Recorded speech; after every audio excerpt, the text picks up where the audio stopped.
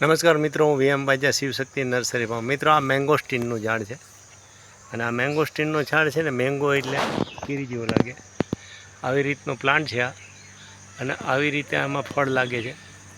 ફળનું નામ છે મેંગોસ્ટીન. આનો આપણે અત્યારે પ્રયોગ કરી રહ્યા છીએ તોરવડ જુનાગઢમાં. આવી રીતે આ બધા ફળ છે.